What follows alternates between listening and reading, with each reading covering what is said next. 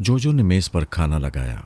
फिर आवाज दी, पारस आ जाओ, मुझे भूख लग रही है। पारस की तरफ से जवाब मौसूल नहीं हुआ। वो खाना खाने बैठ गई। खाना शुरू करते हुए कहने लगी, मुझसे भूख बर्दाश्त नहीं होती, प्लीज जल्दी आ जाओ। वो खाने के दौरान इंतजार करती रही, लेकिन वो नहीं आया। उसने पूछा, क्या वॉशरूम में हो? जवाब नहीं मिला। वो कांटा चमचा प्लेट पर रख कर उठ गई। वहां से चलती हुई बेडरूम में आई। वो नहीं था। वॉशरूम का दरवाज़ा खोलकर देखा, वहां भी नहीं था। तब उसे परेशानी हुई। उसने ख्यालखानी की परवाज़ की। उसके दिमाग में पहुंचना चाहती थी, लेकिन उसने सांस रोक ली। वो तेजी से चलती हुई ड्राइंग रूम में आई। फिर उसे देखकर ठिठक गई। वो फर्श पर बैठा रो रहा था। आंखों से सचमुच के आंसू बह रहे थे। वो घुटने पर एक हाथ रखकर एक हाथ से सर थाम कर सारों कतार रो रहा था। फौलाद को न पसीना आता है न आंसू आते हैं। उसे सचमुच रोता देखकर भी कोई यकीन नहीं कर सकता था कि वो रोने वाला बंदा है। जोजो ने करीब आकर पूछा, ये क्या हो रहा है? वो और सिसक सिसक कर रोने लगा। वो कहने लगी, क्या मुझे उल्लू बना रहे हो? उठो यहां से। वो फर्श पर बैठा रहा, रोता रहा। वो सामने बैठकर कहने लगी, तुमने मेरा खाना हराम कर दिया है। क्या तुम्हारा जैसा शहजोर कभी आंसू बहा सकता है? पारस ने रोते हुए पूछा, क्या पहलवान अपनी मौत पर नहीं रोते? हाँ रोते हैं, लेकिन वो कहते कहते चौंक गई। फिर कहने लगी, मुझे उल्लू बनाते हो? पहलवान अपनी मौत पर कैसे रोएगा? रोएगा, सभी पहलवान रोते हैं। उसकी पहलवानी और शहजोरी की मौत हो जाए और वो जिस्मानी तौर पर कमजोर हो जाए तो जीते जी अपनी पहलवानी की मौत पर रोएगा। तुम्हारी कौन सी पहलवानी मर गई है? मेरी मर्दानगी की मौत हो गई है। मरीना ने मुझे उल्लू बनाकर मेरी आलमी शोहरत का जनाजा निकाल दिया है। ये साबित कर दिया है कि वो मुझसे ज्यादा ज़हीन और मक्कार है। मैं किसी को मुंह दिखाने के काबिल नहीं रहा। तुमने मुझे मरीना की तलाश से रोक दिया था और कहा था कि उसे ढूंढ निकालोगी। मैं उसे ढूंढ रही हूं। झूठ बोलती हो। 2 हफ्ते गुजर चुके हैं, तुम मुझे टाल रही हो। तुम्हें शुबा है कि वो फिर मेरे सामने आएगी तो मुझ पर उसके हुस्न का जादू चल जाएगा। तुम गलत समझ रहे हो। वो क्या जादू चलाएगी? मैं तो उसे देखते ही गोली मार दूंगी। तुम मुझे गोली मार दो, मैं तौहीन बर्दाश्त नहीं कर सकता। मैं अभी उसे तलाश करने जाऊंगा। वो आंसू पोंछते हुए फर्श पर से उठ गया। फिर कहने लगा, अब मेरी जिंदगी का एक ही मकसद है, उससे इंतकाम लूंगा, वरना उम्र भर रोता रहूंगा। अरे ये रोने की क्या तुक है? वो जाने लगा। जोजो ने रास्ता रोक कर कहा, मैं भूखी हूं। मैं इंतकाम का भूखा हूं। जहन्नुम में गया तुम्हारा इंतकाम। पहले खाओ फिर जाओ। तुम्हारी इंसल्ट नहीं हुई है, तुम पेट भर सकती हो। मेरे हलक से निवाला नहीं उतरेगा। मुझे आशीर्वाद दो कि मेरी मनोकामना पूरी हो और मैं जय विजय होकर वापस आ जाऊं। वो तेजी से जाने लगा। जोजो ने कहा, ये आखिर में कौन सी जबान बोल रहे थे? वो दरवाजे से पलट कर बोला, ये मेरे दादा नगर पाकिस्तान और नाना नगर हिंदुस्तान की मिक्सचर जबान है। महाबली अकबर जाने से पहले अपनी बीवी जोधिया बाई से इसी तरह आशीर्वाद लेते थे। खुदा हाफिज मेरी जोजो, अजोधिया बाई। वो चला गया, नजरों से ओझल हो गया।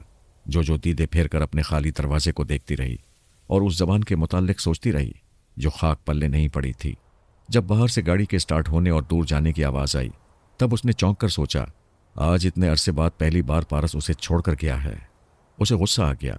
एक हसीना के पीछे जाने के लिए उसने अपनी जोजो को धोखा दिया, मगरमच्छ के आंसुओं और अजनबी जबान में उलझाया। फिर खेल ही खेल में दूर हो गया। वो गुस्से में टहलने लगी। शिद्दत से लगने वाली भूख मर गई थी। वो खाना भी चाहती तो हलक से निवाला ना उतरता। यही बात पारस कह चुका था, जिसकी इंसल्ट होती है उससे खाया पिया नहीं जाता। जो जो मरीना के मुकाबले में तौहीन महसूस कर रही थी, पारस बड़ी फनकारी से उसे ये एहसास दिलाकर गया था। वो सोफे पर बैठकर सोचने लगी, गलती मेरी है। मैं चाहती थी मरीना से फिर कभी पारस का सामना ना हो। मैं इस मामले को टाल रही थी और इस इंसल्ट को अहमियत नहीं दी जो मेरे आदमी के अंदर लावे की तरह खोल रही थी। उसने मेरे बगैर घर से बाहर जाकर गलती नहीं की, बल्कि मुझे गलती का एहसास दिलाया है। उसने जहानत से हालात का तज्जिया किया तो गुस्सा दूर हो गया। लबों पर मुस्कुराहट आ गई। महबूब के जरा दूर हो जाने से उसमें एक कशिश पैदा हो जाती है। इंतज़ार अच्छा लगता है कि वो अब आ रहा है और तब आ रहा है, और जब आ जाएगा तो उसके गले लगकर मोहब्बत और बढ़ जाएगी। वो पारस का तसव्वुर करते हुए मुस्कुरा रही थी। पता चला वाकई मोहब्बत कुछ बढ़ गई है। क्योंकि भूख लगने लगी थी। वो गुनगुनाती हुई मस्ती में चलती हुई खाने की मेज पर आ गई। पारस ऐसे छोटे दिल का जवान नहीं था कि एक लड़की से धोखा खाकर तौहीन के एहसास से दुबला होता रहता। वो तो दुश्मनों को भी उनकी जहानत की दाद देता था। उसने मरीना के हाजिर दिमागी पर दिल ही दिल में उसे दाद दी थी। वो उसे तलाश करने की भी हिमाकत नहीं करना चाहता था। इसकी ज़रूरत ही नहीं थी। वो रफ्ता रफ्ता हद से बढ़ रही थी। इसका नतीजा यही होना था कि उसके तमाम ख्याल खानी करने वाले दुश्मन उसके गिर्द घेरा तंग कर देते, और ऐसा जल्दी होना था। इसलिए वो मुतमईन थी। उसने शहादत की उंगली से हवा में लिख दिया था, तुम आ रही हो। वो दूसरे चक्कर में जोजो को तनहा छोड़कर आया था। बाबा साहिब के इदारे से ताल्लुक़ रखने वाले जासूस जोजो की रिहाइशगाह पर नज़र रखते थे। उन्होंने पारस को इत्तला दी थी कि कुछ लोग आधी रात के बाद भी रिहाइशगाह के करीब से गुजरते हैं। उनका ताक़ुब किया जाए तो डॉज देकर निकल जाते हैं। इदारे के जासूस ने पिछली रात एक शख्स को पहचान लिया था। वो मास्कमैन का आदमी था। जासूस ने उसे छेड़ा नहीं था। पारस की हिदायत के मुताबिक उससे अनजान बन गया था। यह यकीन उसी दिन से था जब मास्कमैन के हाथों से जोजो निकल गई थी। अब वो इंतकामन उस टेलीपैथी जानने वाली को जिंदा या मुर्दा वापस लाना चाहता था। पारस ड्राइव करते हुए अगब-नुमा आईने में देख रहा था। पूरे यकीन के साथ ताक़ुब हो रहा था। उसने एक बहुत बड़े जनरल स्टोर के पास गाड़ी रोक दी। गाड़ी से निकलकर स्टोर में आ गया। वहाँ मर्दाना रेडीमेड मलबूसात की खरीदारी होती थी। पारस ने एक ओवरकोट, एक मफलर और एक हैट खरीदा। इस दौरान एक जासूस ने अपने लिए लिबास पसंद करते हुए सरगोशी में कहा, ताक़ुब करने वाले दो हैं, दोनों स्टोर में आपको देख रहे हैं। आप केबिन नंबर 3 में जाएं। वो खरीदा हुआ सामान लेकर केबिन नंबर 3 में आ गया। उसके अंदर पहले से एक जासूस मौजूद था। उसने पारस से ओवरकोट लेकर पहना, गर्दन के अतराफ मफलर को लपेटा, आंखों पर सियाह चश्मा लगाया, सर पर हैट पहनकर उसे पेशानी पर झुका दिया। ओवरकोट के कॉलर खड़े किए तो चेहरा छुप गया। वो केबिन का दरवाज़ा खोलकर बाहर आया, फिर स्टोर की भीड़ से गुजर कर जाने लगा। लिबास तब्दील करने एक वक्त में एक ही आदमी अंदर जाता है। ताक़ुब करने वालों के सामने उस केबिन के अंदर पारस गया था और जो खरीद कर ले गया था उसी लिबास में बाहर आया था। लिहाजा वो पारस ही हो सकता था। मज़ीद इस तरह तस्दीक हुई कि वो स्टोर से बाहर जाकर पारसी की गाड़ी में बैठकर उसे स्टार्ट कर रहा था। ताक़ुब करने वाले दौड़ते हुए अपनी कार में आए। यूं ताक़ुब का सिलसिला फिर शुरू हो गया। उधर पारस केबिन नंबर 3 से निकला, फिर बाहर जाने लगा। बाहर उसके लिए दूसरी कार तैयार थी। जोजो ने कई बार पारस से कहा था, मैं हैरान हूं कि मास्कमैन की तरफ से कोई इंतकामी कार्रवाई नहीं हो रही है। पारस ने कहा था, कोई ज़रूरी नहीं कि वो इंतकामी कार्रवाई हमें नज़र आए। दुश्मन अपने तौर पर मसरूफ़ होंगे। दरअसल बाबा साहिब के इदारे के जासूस इतने मोहतात और मुस्तैद थे कि दुश्मनों की दाल नहीं गल रही थी। फिर मास्कमैन के सीक्रेट एजेंट ने अपने मातहतों को ताकीद की थी, पारस से टकराए बगैर जोजो को हासिल करो, इस तरह दुश्वारियां कम होंगी। एक मातहत ने कहा, 3 हफ्ते गुजर गए, पारस जोजो से चिमटा हुआ है, कभी उसे तन्हा नहीं छोड़ता है। वो कब तक कंबल बना रहेगा? कभी तो हालात मजबूर करेंगे। वो किसी ज़रूरी काम से कभी तो उसे छोड़कर जाएगा। जोजो का बॉडीगार्ड बनने के लिए कोई दूसरा आ जाएगा। मुझे दूसरों की परवाह नहीं है। हमारी यकीनी कामयाबी इसी में है कि हम पारस, अली तैमूर और सोनिया से सामना किए बगैर जोजो को अगवा करें। अगर वो जोजो को लंदन से पेरिस ले जाएगा तो वहां से अगवा करना मुश्किल हो जाएगा। सीक्रेट एजेंट ने कहा, मुश्किल नहीं, नामुमकिन हो जाएगा। फ्रांस की हुकूमत फरहाद की फैमिली के लिए लोहे की दीवार बन जाती है। अगर पारस उसे पेरिस ले जाना चाहेगा तो हम मजबूरन उससे भी टकरा जाएंगे। ये दुश्मनों के ख्यालात और इरादे थे। पारस ने अपने तौर पर सोचा कि जब तक वो आर्जी तौर पर जोजो से अलग नहीं होगा और दुश्मनों के लिए रास्ता हमवार नहीं करेगा, वो खुलकर सामने नहीं आएंगे। इसीलिए वो जोजो को छोड़कर चला गया था। उस वक्त रात के 10 बजे थे। किसी बड़ी वारदात के लिए ये वक्त मुनासिब नहीं था, लेकिन मजबूरी थी। सीक्रेट एजेंट को यही सुनहरा मौका मिला था। वो अपने 2 आदमियों के साथ जोजो की रिहाइशगाह में घुस आया। उसे ज़्यादा भीड़ पसंद नहीं थी। वो तन्हा काम करने का आदी था। अपने साथ 2 आदमी इसलिए लाया था कि जोजो को उठाकर ले जाने का मसला था। वो तीनों दबे पांव मुख्तलिफ कमरों में गए। एक बेडरूम में वो बिस्तर पर नजर आई। सूरत नजर नहीं आई क्योंकि कंबल ओढ़े हुए थी। कंबल से बाहर उसकी रेशमी जुल्फें दिखाई दे रही थीं।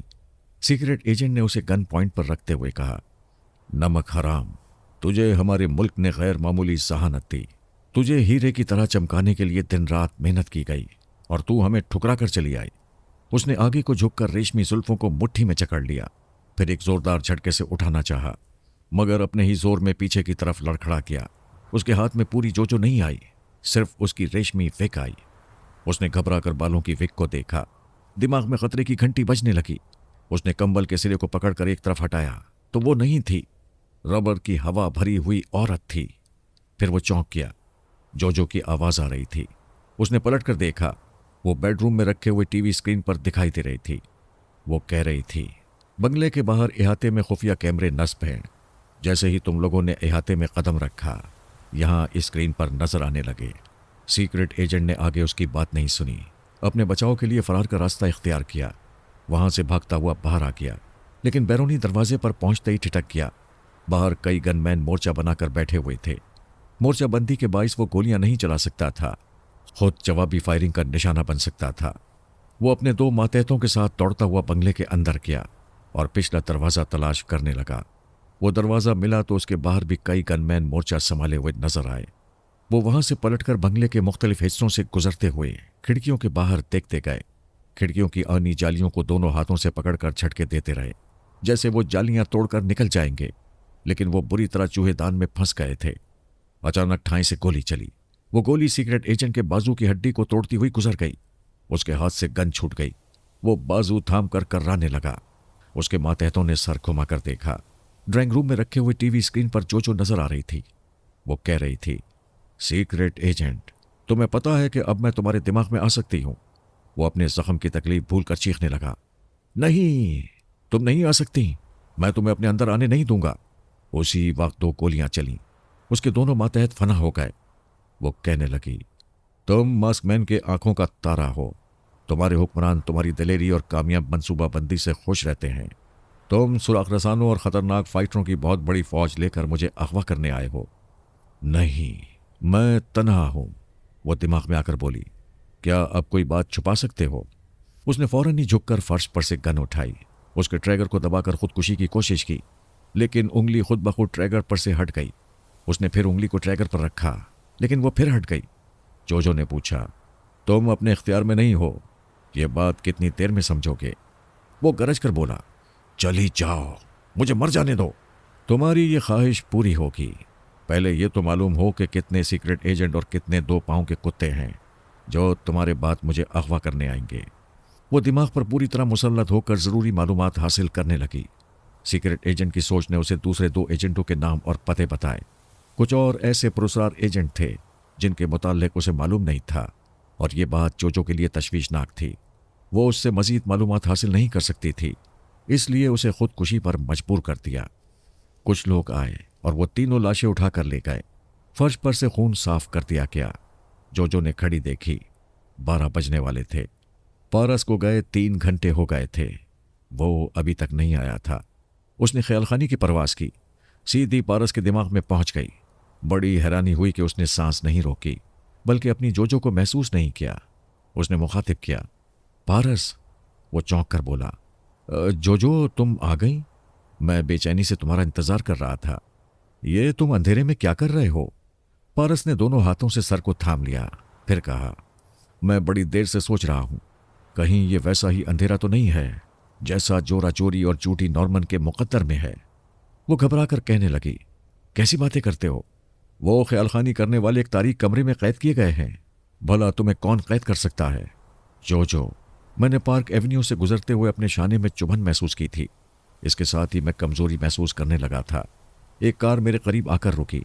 मैं ना चाहते हुए भी उसकी पिछली सीट पर जाकर बैठ गया। ये बात समझ में आ रही थी कि मेरे दिमाग के अंदर कोई घुसा हुआ है। जब कार आगे बढ़ गई तो उसके बाद मुझे होश नहीं रहा। मैं दिमागी तौर पर गायब हो गया। जब से हाजिर हुआ हूं, ये अंधेरा देख रहा हूं। वो परेशान होकर कहने लगी, पारस, मेरा दिल डूब रहा है। ये तो वही तारीकी वाला ट्रैप है। उस जलील कमीनी मरीना ने तुम्हें अपने जाल में फांस लिया है। पता नहीं मरीना दुश्मनी कर रही है या उन तारीख कैद खानों के पीछे कोई दूसरा ख्याल खानी करने वाला है। कोई दूसरा नहीं है, यह मरीना की बदमाशी है। मुझे पहले ही शुबा था कि तुम पर उसकी नीयत खराब हो गई है। देखो, ये किसी की भी बदमाशी हो, इस बदमाशी का मकसद तुम्हें हासिल करना है। दुश्मन जानते हैं कि तुम मेरी दीवानी हो। मुझे तलाश करने और तारीख कैद खाने तक पहुंचने के लिए तुम दीवानावार अपनी पनाहगाह से निकल पड़ोगी। फिर वो तुम्हें भी आसानी से ट्रैप करके तारीख कमरे में पहुंचा देंगे। मेरी बात गिरा में बांध लो। बंगले से बाहर ना निकलना, बल्कि अंकल सलमान से रब्ता करो। वो तुम्हारे लिए हेलीकॉप्टर भेज देंगे। तुम सुबह होने से पहले बाबा साहिब के इदारे में चली जाओ। मैं नहीं जाऊंगी। तुम लंदन में कैद की सख्तियां झेलो और मैं पेरिस में आराम करूं। यह नामुमकिन है। जज्बाती ना बनो। क्या तुम भी यहां आकर कैदी बनना चाहती हो? तुम्हारे लिए तारीख कैद खाना तो क्या, जहन्नुम में भी पहुंच जाऊंगी। यही तुम्हारी जहानत है? औरत अपने मर्द के लिए दिमाग से नहीं दिल से सोचती है। ऐसी औरत मुसीबत बन जाती है। तुम मेरी और अपने बुजुर्गों की परेशानियों में इजाफा करोगी। बाबा साहिब के इदारे में महफूज रहकर ख्यालखानी के जरिए मेरी रिहाई की तदबीर पर अमल कर सकती हो, अगर तुम चाहो। वो सोच में पड़ गई। पारस ने कहा, तुम्हें वो नहीं करना चाहिए जो दुश्मन चाहते हैं। जरा गौर करो। तुम जोश में आकर सिर्फ मेरी मोहब्बत को मरकज बनाकर दूसरे तमाम अहम पहलुओं को नज़रअंदाज कर रही हो। वो बेशक गैर मामूली जहानत की हामिल बन चुकी थी। उसने जोश में आने की गलती को तस्लीम किया, फिर बड़े यकीन से कहा, अब मैं अपनी जहानत को आजमाऊंगी और हर हाल में मरीना तक पहुंचकर तुम्हें तारीख कैद खाने से रिहाई दिलाऊंगी। वो अंकल सलमान से रब्ता करने चली गई। मैं पारस के दिमाग में मौजूद था। वहां से चुपचाप सलमान के दिमाग में पहुंचकर देखा जो बातें कर रही थी। मैं वापस आया तो पारस ने लाइट ऑन कर दी। मैंने कहा, तुम पक्के शैतान हो, मेरी बहू को उल्लू बनाते हो। उसने कहा, जो को बाबा साहिब के इदारे में भेजने का और कोई रास्ता नहीं था। मास्कमैन के सीक्रेट एजेंट बड़ी खामोशी से जाल फैला रहे हैं। अगर जो हाथ ना लगी तो वो उसे दूर से ही गोली मार देंगे। फिर मरीना खतरनाक बनती जा रही है। बड़ी खामोशी से पंजे मारकर शिकार को तारीख कैद खानों में पहुंचा देती है। जो लंदन में रही तो हजारों खुशफहमियों के बावजूद वो शिकार हो सकती है। मैंने तायद की। फिर कहा, वो फिर तुम्हारे पास आने वाली है। रोशनी देखेगी तो तुम्हारा फ्रॉड खुल जाएगा। वो लाइट ऑफ करके बोला, मैं थोड़ी देर के लिए गहरी नींद सोने जा रहा हूं। वो आएगी तो मुझे नींद में देखकर चली जाएगी। वो बिस्तर पर लेटकर दिमाग को हिदायत देने लगा। मैंने सलमान के पास आकर पूछा, क्या जो के लिए हेलीकॉप्टर पहुंच रहा है? जी हाँ, अभी आधे घंटे में सुल्ताना एक हेलीकॉप्टर में जा रही है। सुल्ताना क्यों जा रही है? सुल्ताना के साथ पोमी भी जा रही है। जो की तबीयत अचानक खराब हो गई है। वो तो 15 मिनट पहले बिल्कुल ठीक थी। जी हाँ, अचानक खराबी का मतलब यह है कि वो आपको दादा जान बना रही है। मैं एकदम से उछल पड़ा। अरे क्या कह रहे हो? खुशी के मारे जो के पास न चले जाइएगा। फिलहाल औरतों को उसके पास रहने दें। मैंने दिमागी तौर पर हाजिर होकर लैला को देखा। वो एक सोफे पर आंखें बंद किए बैठी हुई थी। मैं जाकर उससे लिपट गया। उसने घबराकर आंखें खोल दी। मैंने कहा, यह कोई सोने का वक्त है? अरे हम तो जश्न मनाएंगे। जी मैं सो नहीं रही थी, जो के पास थी। फिर तुमने ये खुशखबरी मुझे क्यों नहीं सुनाई? मैं उसे संभाल रही थी। रह रहकर मतली हो रही है, बेचारी निढाल सी हो गई है। अच्छा तुम जाओ, तुम्हें वहां रहना चाहिए। वहां लेडी डॉक्टर आ गई है। सुल्ताना भी आती जाती है। कोई घंटे 1.5 घंटे में पोमी के साथ वहां पहुंच जाएगी। हेलीकॉप्टर में डॉक्टर और नर्सें मौजूद रहेंगी। आओ हम बेटे को खुशखबरी सुनाएं। मैंने जो के दिमाग में रहकर देखा। वो इस नई उफ्ताद से निढाल और परेशान होने के बावजूद पारस को यह खुशखबरी सुनाना चाहती थी, लेकिन कमजोरी के बाइस ख्यालखानी की परवास न कर सकी। एक तरह से यह अच्छा ही हुआ कि वो ख्यालखानी नहीं कर सकेगी और पेरिस पहुंचा दी जाएगी। हमें अंदेशा था कि वो भी अचानक पारस के दिमाग में पहुंचेगी तो उसका फ्रॉड जाहिर हो जाएगा। ये आप बाप बेटे अपनी बीवियों से फ्रॉड क्यों करते हैं? बेशक हम फ्रॉड करते हैं, मगर मोहब्बत से करते हैं। अपनी ज़ात से मोहब्बत करने वाली बीवी की भलाई और सलामती के लिए करते हैं। लंदन में जो के लिए खतरात बढ़ गए हैं। जो के साथ पारस भी पेरिस आ सकता है। तुम सिर्फ औरत बनकर सोच रही हो। पारस लंदन से चला आएगा तो हमारा कोई ख़ास आदमी वहाँ नहीं रहेगा। तुम चाहती हो वो तारीख कैद खाने का सुराख न लगाए, अपनी बीवी के साथ बच्चा जनने के लिए हॉस्पिटल के चक्कर लगाता रहे। वो खिलखिलाकर हंसने लगी। जब वो खुलकर हंसती थी तो चेहरा गुलाब हो जाता था। अचानक उसकी हंसी थम गई। वो कुछ सोचने लगी। मैंने पूछा, क्या हुआ? अगर मेरे साथ भी यही होगा तो क्या होगा? मैं समझा नहीं। तुम्हारे साथ क्या होगा? अगर मैं भी मां बनने लगूं तो? मैंने उसे अपनी तरफ खींचकर पूछा, क्या खुशखबरी सुनाने वाली हो? खुदा ना करे कि ऐसा हो। ये कितने शर्म की बात होगी। बहू और सास आगे पीछे बच्चों की माएँ बनेंगी। कुदरती मामलात में शर्माने की क्या बात है? कुदरत का मंशा हो तो 100 बरस के बूढ़े भी बाप बन जाते हैं। आप कुछ भी कह लें, मुझे तो सोचकर ही शर्म आती है। उसने बड़े प्यार से मुझे घूर कर देखा। मैंने कहा, तुम्हारी बात से ये बात याद आई कि हम बाप बेटे आइंदा औलाद वाले नहीं हो सकते, क्योंकि हम दोनों जहरीले हैं। मुझे मंजाली ने और पारस को मारिया ने जहरीला बना दिया था। मैं हैरान हूं कि पारस बाप कैसे बन रहा है। लैला ने कहा, वाकई हमने इस पहलू पर गौर नहीं किया था। मैंने कहा, सुल्ताना से कहो जो को पेरिस पहुंचाते ही निहायत तजुर्बेकार डॉक्टरों से तफसीली मुआयना कराए। हमें इस अहम नुक्ते पर तवज्जो देनी चाहिए ताकि बच्चे की बुनियाद में कोई जहरीला नुक्स न रह जाए। लैला अपनी बहन के पास गई। मैं पारस के पास आ गया। वो फौरन ही गहरी नींद से बेदार हो गया। मैंने कहा, उठो नालायक गधे, मुझे तुमसे ये उम्मीद नहीं थी। वो उठकर बैठा, फिर कहने लगा, आपको मुझसे क्या उम्मीद नहीं थी? किस नाउम्मीदी ने मुझे नालायक और गधा बना दिया है? बकवास मत करो, लाइट ऑन करो। उसने लाइट ऑन करते हुए कहा, आप कुछ होरने वाली चीज लग रहे हैं। कहीं पेट तो खराब नहीं है? बात पेट की ही है, लेकिन मेरी नहीं, बहू के पेट की बात है। गधे, तुम बाप बन रहे हो। आपने बिल्कुल सही मौके पर मुझे गधा कहा है। ऐसी हंसती खेलती खाती पीती उम्र में गधे ही बाप बनते हैं। अभी तो मैं खुद ही बच्चा हूं। ये जो मुझ पर जुल्म कर रही है। पापा, ये खुशी आरसी है। आप इस पहलू पर गौर करें कि मैं जहरीला हूं। जो के मां बनने के आसार तो पैदा हो गए हैं, लेकिन अंदेशा है कि उसका दिल टूटेगा। हमारी पूरी कोशिश यही होगी कि जो को सदमा ना पहुंचे। वो आज से 9-10 माह तक दिन रात लेडी डॉक्टरों की निगरानी में रहेगी। मालूम होता है वो अभी ख्याल खानी के काबिल नहीं है, वरना मेरे पास जरूर आती। लैला बता रही थी कि वो कमज़ोर और सुस्त पड़ गई है। पारस ने घड़ी देखी, 2 बजने वाले थे। वो वॉशरूम में जाते हुए बोला, वो पेरिस कब जा रही है? अभी हेलीकॉप्टर पहुंचने ही वाला है। प्लीज़ आप मालूम करें जो कौन से फ्लाइंग क्लब से प्रवास करेगी। मैं दूर ही दूर से उसकी निगरानी किया करूंगा। मैं उसे फ्लाइंग क्लब का नाम और पता बताकर चला आया। वो लिबास तब्दील करके अटैची में अपना सामान रख कर बाहर आ गया। दूसरे कमरे में रोशनी थी। वो मकान एक बूढ़ी औरत का था।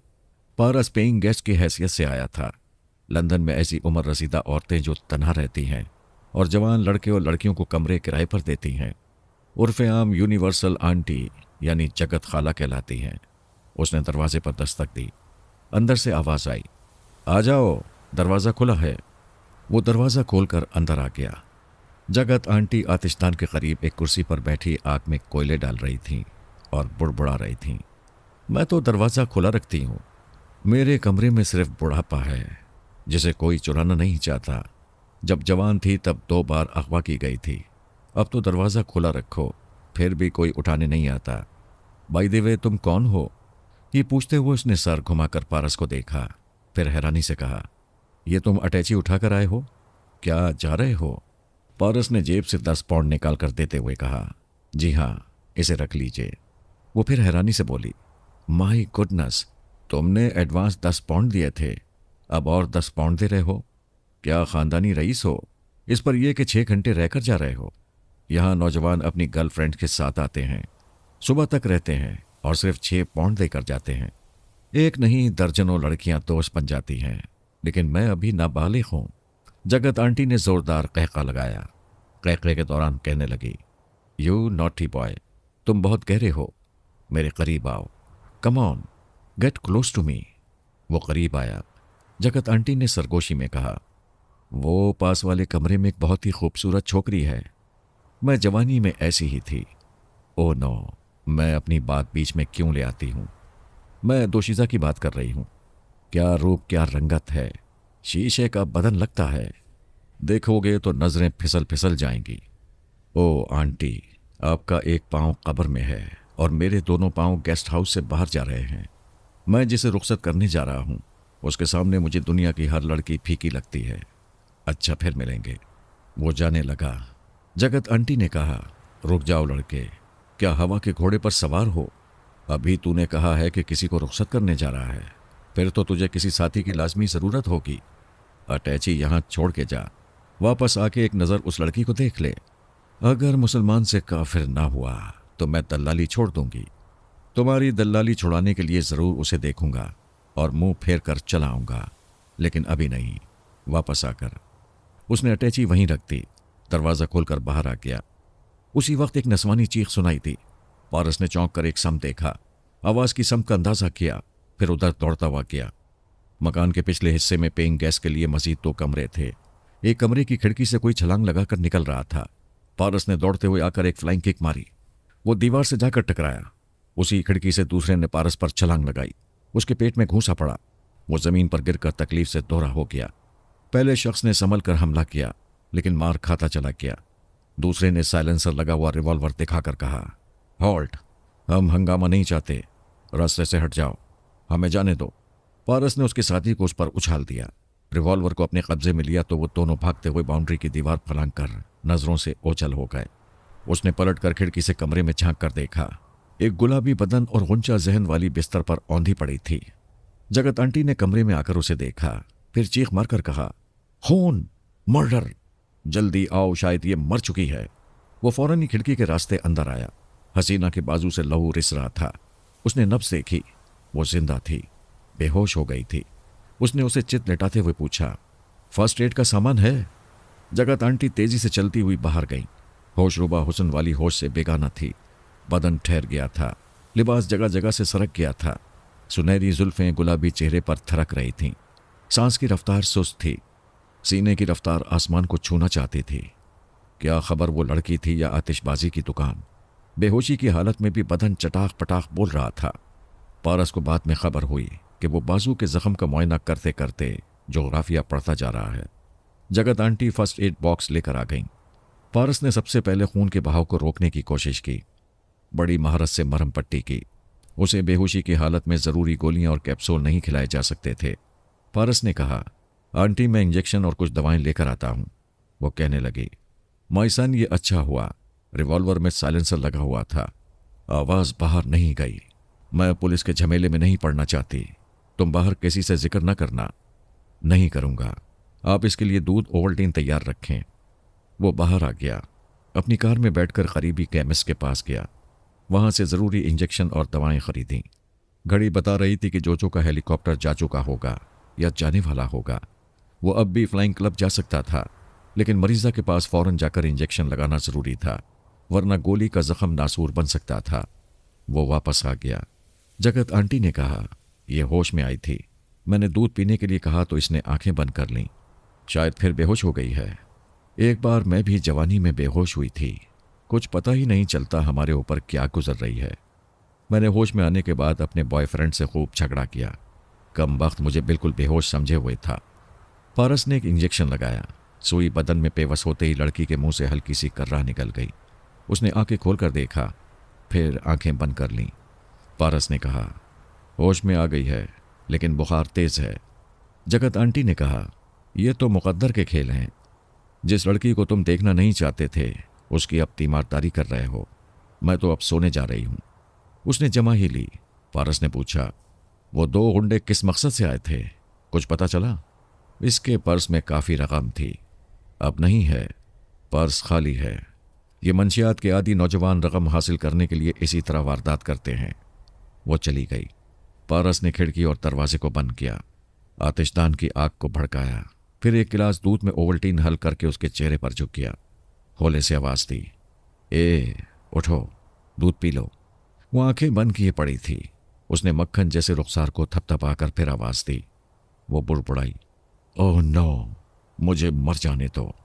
उसने दोनों हाथों से उसे थाम कर उठाया, आधा लिटाया आधा बिठाया। वो बैठे बैठे उस पर लग गई। अपने सीने की धड़कनें उसके सीने में ट्रांसफ़र करने लगी। पता नहीं कौन थी, कहाँ से आई थी। खुद को सौंप रही थी जैसे जवानी में गोद लेने को कह रही हो। पारस ने उसे समझा मना कर 2-4 घूंट पिलाए, फिर वो इनकार करने लगी। एक तो यूं ही गज़ब की सर्दी थी, फिर बुखार भी था। वो कांप रही थी। उसके गिरेबान को मजबूती से पकड़कर कंबल बन गई थी। पारस ने इसी हालत में उस पर दूसरा कंबल डाल दिया था।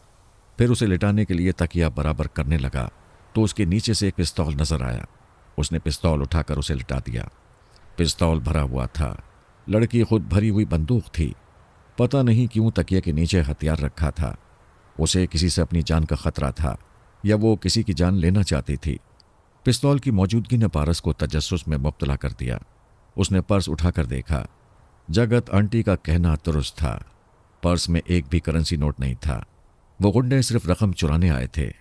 अगर वो जानी दुश्मन होते तो एक गोली बाजू में मारने के बाद दूसरी गोली सीने में उतार सकते थे। उसकी जान लेने का अच्छा मौका था, लेकिन वो रकम हाथ लगते ही फरार हो गए थे।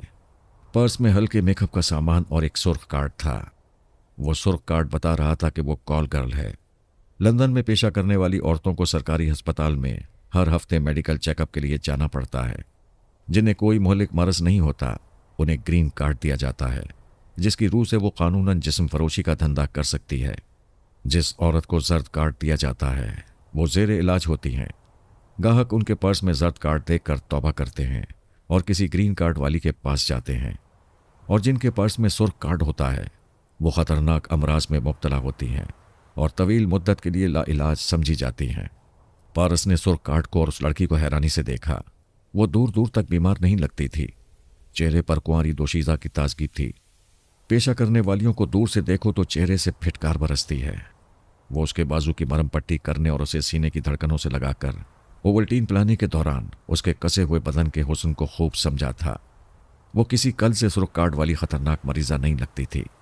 उसने पिस्तौल खाली करके उसे तकिए के नीचे रख दिया। एक बार फिर उसके बदन को हाथ लगाकर देखा।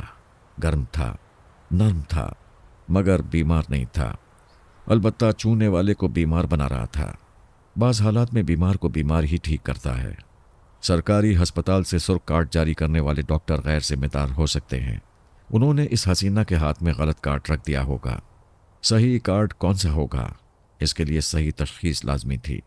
वो तीमारदार था, फर्स्ट एड का मालिज भी था, इसलिए सही तशखीस करने और सही दवा देने लगा। मैरीना दूर तक पहुंची हुई थी। उसकी नज़रों में मास्कमैन के सीक्रेट एजेंट भी थे। उसने एक बार जोजो को शिल्पा समझकर अपनी मामूला के जरिए उसका पीछा किया था। उसकी रिहाइशगाह भी गई थी। अगर पारस दरमियान में ना आता तो वो जोजो को भी ट्रैप करके तारीख कैद खाने में पहुंचा देती। बहरहाल उसे जोजो की रिहाइशगाह का इल्म हो गया था। अगर वो किसी तरह जोजो को अगवा कर लेती तो तहलका मच जाता। बाबा साहिब के इदारे और सोनिया की टीम से ताल्लुक़ रखने वालों की नींदें उड़ जाती। मास्कमैन और नया सुपर मास्टर मरीना की बर्तरी तस्लीम कर लेते और ये सबको यकीन हो जाता कि कोई ख्याल खानी करने वाला नहीं बचेगा। जो बचे हैं वो भी एक एक करके तारीख कैद खानों में पहुंचा दिए जाएंगे और वो तारीख कैद खानों की पुरस्कार मालिक न किसी को नजर आएगी, न कभी किसी के हाथ लगेगी। वो कभी कभी दूर से जोजो के बंगले की निगरानी करती थी। उसके लिए भी यही मुश्किल थी कि जोजो हमेशा पारस के साथ बंगले से निकलती थी, कभी तन्हा नजर नहीं आती थी। मैरीना ने कुछ अफराद को देखा जो उस बंगले के चक्कर काटते थे। एक निगरानी करने वाला जाता था तो दूसरा आ जाता था। उसने एक ऐसे फर्द से एक रेस्टोरेंट में मुलाकात की। उससे बात करके उसके दिमाग में पहुंच गई। पता चला वो मास्कमैन के लिए काम कर रहा है। उसके एक सीक्रेट एजेंट का मातहत है और वो लोग भी इस ताक में हैं कि जो कभी चंद मिनटों के लिए तन्हा मिल जाए फिर वो उसे मॉस्को तक पहुंचाने के लिए जी जान की बाजी लगा देंगे। गोया पारस उन सब के सामने फौलाद की दीवार बन गया था। मैरीना ऐसी राह इख्तियार करती थी जो दूसरों के लिए कांटों भरी होती थी। पारस अभी की नज़रों में कांटे की तरह खटकता था। बेशक वो खतरनाक था, लेकिन मैरीना ने सोचा, मैं इससे टकराए बगैर इसे रास्ते से हटा दूं तो खतरे से महफूज रहूंगी और कांटा भी साफ हो जाएगा। वो सुबह से शाम तक कोई तदबीर सोचती रही, अपने लिए महफूज तरीन रास्ता तलाश करती रही। रह रहकर यही बात समझ में आती कि पहले पारस को दिमागी तौर पर कमज़ोर बनाया जाए। जब उसका दिमाग अपने कब्जे में रहेगा तो जो कच्चे धागे से बंधी चली आएगी। मैरीना उसका रिकॉर्ड पढ़ चुकी थी। उसे मालूम था कि उस पर सांप का जहर असर नहीं करता, लिहाजा आसाबी कमज़ोरी की दवा तो इसके लिए पानी होगी। इसका दिमाग काबू में नहीं आएगा। इसे किसी तरह जख्मी होना चाहिए, तब दिमाग कमज़ोर होगा और उसके लिए खुली हुई किताब बन जाएगी। उसने एक कार वाले को अपना मामूल बनाया। उसे जो के बंगले के करीब रहकर निगरानी पर मजबूर किया। उसके दिमाग में ये बात नक्श कर दी कि जब भी जो और पारस अपनी गाड़ी में जाएंगे वो उनका ताक़ुब करेगा और मौका पाकर उनकी गाड़ी को ऐसी टक्कर मारेगा कि वो दोनों हादसे में ज़ख्मी हो जाएं। वो अपने मामूल को इस काम से लगाकर खुद उससे कुछ फासले पर अपनी कार में बैठी रही। उस रात अंधेरा होते ही खिलाफ तवक्को पारस तन्हा बंगले से निकला। मैरीना ने सीक्रेट एजेंट के मातहत के पास जाकर देखा। उसकी सोच ने बताया कि सीक्रेट एजेंट जो को अगवा करने बंगले में घुसने वाला है। सीक्रेट एजेंट की अकल पर मातम ही किया जा सकता था। मैरीना ने समझ लिया था कि यह पारस की चाल है, जो अपनी शरीक हयात को तन्हा नहीं छोड़ता था। वो अचानक उसे छोड़कर जा रहा था। यकीनन उसने नादीदा हिफाजती इंतजामात किए होंगे।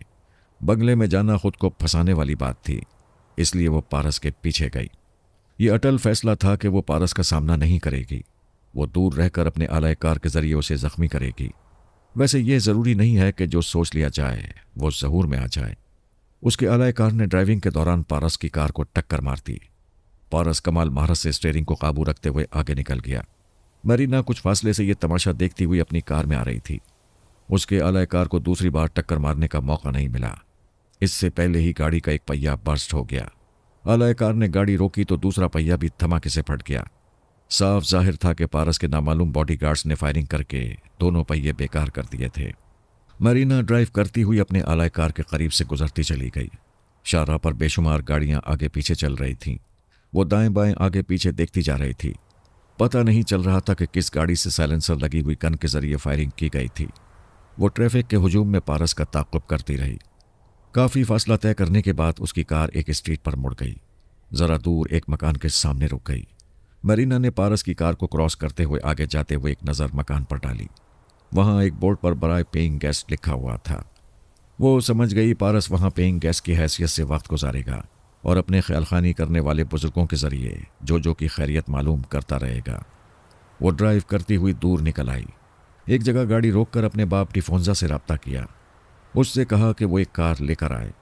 वो उसे गाइड करती रहेगी कि कहाँ पहुँचना है। वो अक्सर अपने बाप और भाई से काम लिया करती थी, मगर उनसे भी दूर रहती थी, कभी उनके सामने नहीं जाती थी। वो अपनी कार से उतरकर एक मैगजीन शॉप के सामने खड़ी हो गई। एक रिसाला खोलकर ख्यालखानी की परवास करती रही, अपने बाप को गाइड करती रही। जब वो ठीक उस जगह पहुंच गया तो उसने कहा, कार और चाबी वहीं छोड़ दो। तुम्हारे सामने एक सुर्ख रंग की कार खड़ी है, उसमें बैठकर चले जाओ।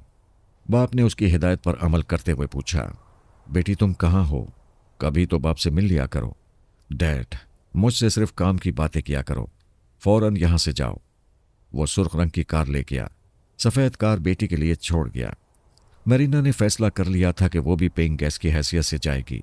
फिर मौका मिलते ही अपने पिस्तौल से पारस को जख्मी करके उसके दिमाग में पहुंच जाएगी, और जब तक ये मौका नहीं मिलेगा वो बिल्कुल अजनबी बनकर रहेगी। छुपकर उस पर नज़र रखेगी और सामने उस वक्त जाएगी जब आसानी से गोली मार सकेगी। इस कदर मोहतात रहने वाली यकीनन अपने मकसद में कामयाब हो जाती, क्योंकि जगत आंटी ने उसे मकान के पिछले हिस्से में कमरा दिया था। उधर पारस ना आता, आ भी जाता तो गोली का जख्म जरूर खाता, लेकिन वो तो सही मायनों में मुकद्दर का सिकंदर था।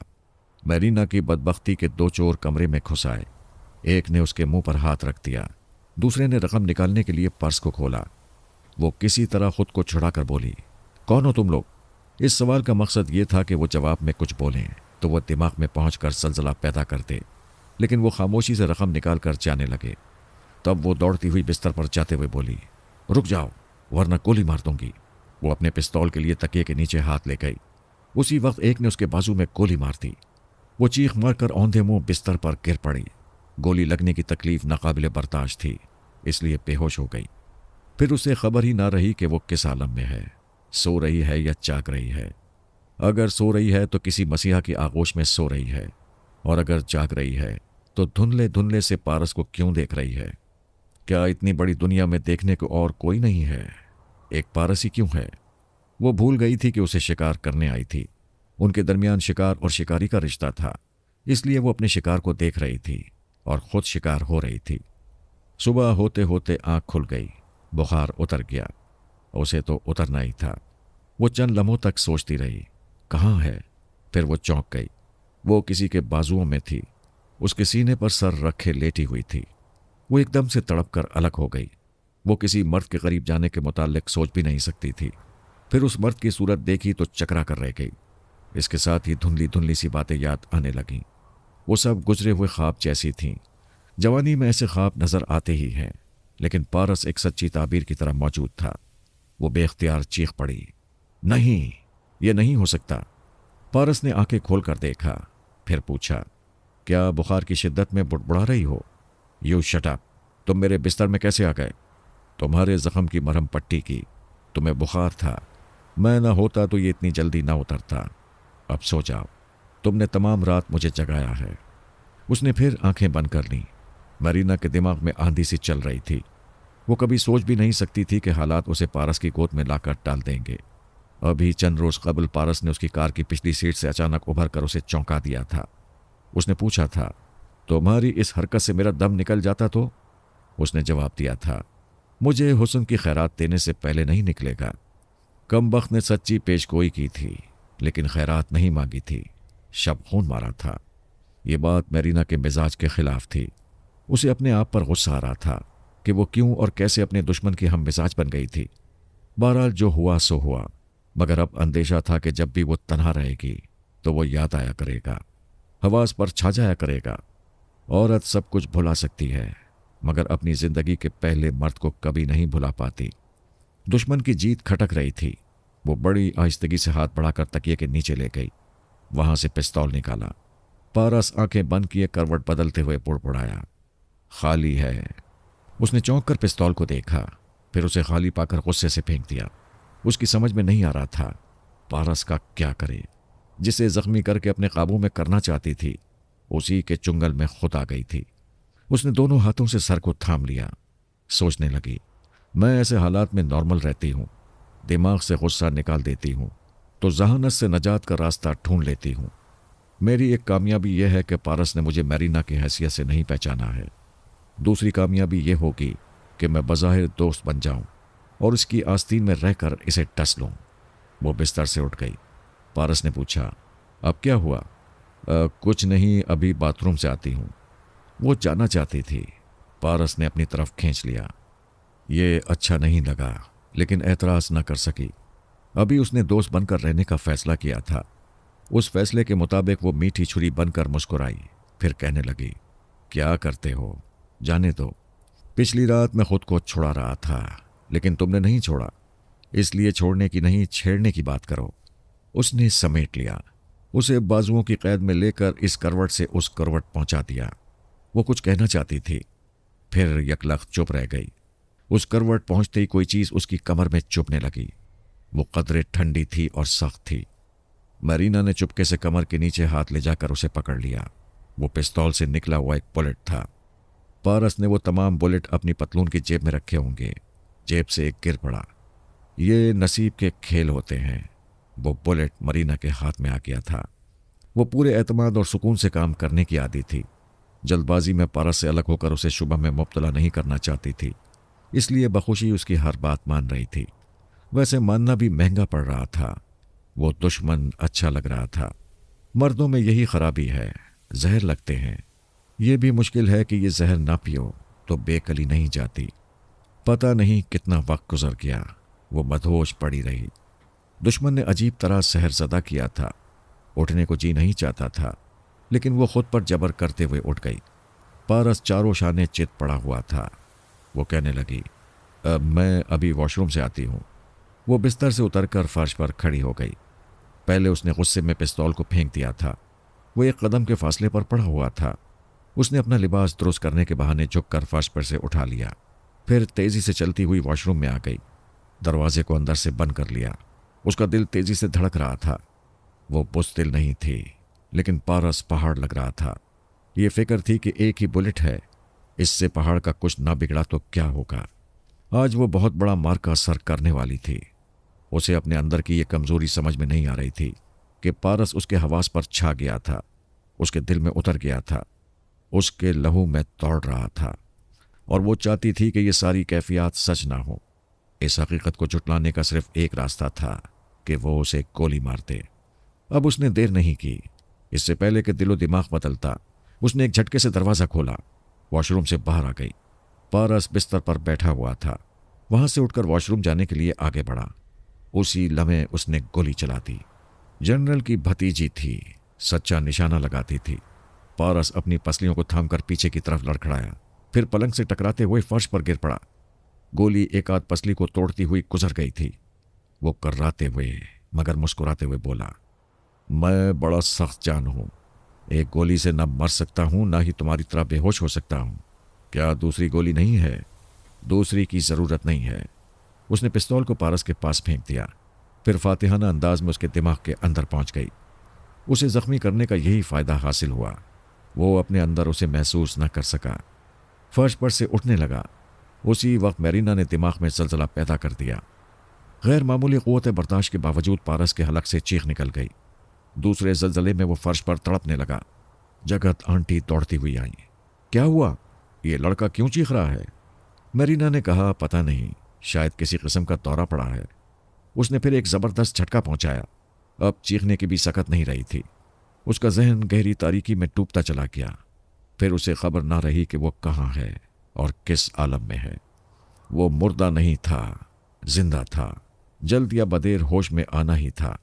पहले वो आंखें बंद करके तकलीफ से कर्राता रहा, फिर आहिस्ता आहिस्ता आंखें खोलकर देखा। शायद रात थी या नहीं थी, मगर अंधेरा था। कब्र जैसी तारीकी में हाथ को हाथ सुझाई नहीं देता था। तब वो तकलीफ के बावजूद हड़बड़ाकर उठ बैठा। वो किसी बिस्तर पर था। उसने बुलंद आवाज से पूछा, मैं कहाँ हूं? ये कौन सी जगह है? यहां अंधेरा क्यों है? जवाब दो। जवाब नहीं मिला, मगर बात समझ में आ गई। अभी पिछली शाम उसने जोजो से झूठ बोला था कि किसी दुश्मन ने उसे तारीख कैद खाने में पहुंचा दिया है। ये इबरत का मकाम था। झूठ सच हो गया था। मैरीना ने बहुत कम अरसे में बहुत ज्यादा कामयाबियां हासिल की थीं।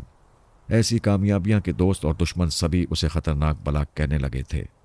बाबा साहिब के इदारे को चैलेंज करना और मेरी फैमिली के किसी फर्द पर हाथ डालना कोई बच्चों का खेल नहीं था।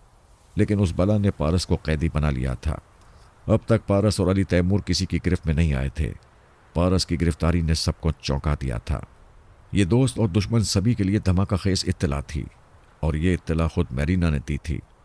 उसने इत्तला देने से पहले पारस के कमज़ोर दिमाग पर तनवीमी अमल किया था। उसे पूरी तरह अपना ताबेदार बना लिया था। फिर सबसे पहले सुपर मास्टर से रब्ता किया था और कहा था, मैं साबिका जनरल की भतीजी मैरीना डिफोजा बोल रही हूँ। हमारे सिविल और फौज के आला ओहदेदारों की मीटिंग कॉल करो। मैं बहुत से अहम मामलात पर गुफ्तगू करना चाहती हूँ। सुपर मास्टर ने कहा, तुम मुझे हुक्म दे रही हो? तुम्हारी हैसियत क्या है कि मैं तुम्हारे लिए आला हुक्काम को एक जगह जमा करूं? वो कहने लगी, तुम हमारे मुल्क के सुपर मास्टर हो। अगर इस ओहदे पर ना होते तो तुम्हारे दिमाग में जलजले पैदा कर देती। मैं अपने मुल्क की मफादात के सिलसिले में बात करूंगी। 1 घंटे के अंदर तुमने आला हुक्काम को एक जगह ना बुलाया तो एक ही दिमागी झटके से सुपर मास्टर की कुर्सी से गिरा दूंगी। 1 घंटे के अंदर अंदर अपनी कुर्सी बचा लो। वो धमकी देकर मास्कमैन के नायब के पास पहुंची और बोली, मुझे यकीन है कि तुम्हारे मुल्क में मेरा नाम गूंज रहा होगा। मेरा नाम मैरीना डिफोजा है। नायब ने कहा, खुशामदीद मिस मैरीना, तुम तो ज़बरदस्त कारनामे अंजाम दे रही हो। तुम्हारा यकीन दुरुस्त है। यहाँ तुम्हारा बहुत जिक्र होता है। मास्कमैन तुमसे बातें करने में फ़ख्र महसूस करेगा। मुझे भी खुशी होगी। उसने कंप्यूटर के ज़रिए मास्कमैन को बताया, मिस मैरीना आपसे बातें करना चाहती हैं। अभी मेरे दिमाग में मौजूद हैं। जोजो के हाथ से निकल जाने और पास्कल के हलाक होने के नतीजे में मास्कमैन को उसके ओहदे से हटाकर जेल भेज दिया गया था। उसकी जगह नया मास्कमैन आया था। वो हसास दिमाग रखता था, पराई सोच की लहरों को महसूस कर लेता था, 5 मिनट तक सांस रोकने का आदी था। उसने कंप्यूटर को ऑफ किया, फिर टेलीफोन के जरिए नायब से कहा, मिस मैरीना, मैं अपने नायब के जरिए आवाज़ सुना रहा हूँ। चलिए आओ। You are most welcome.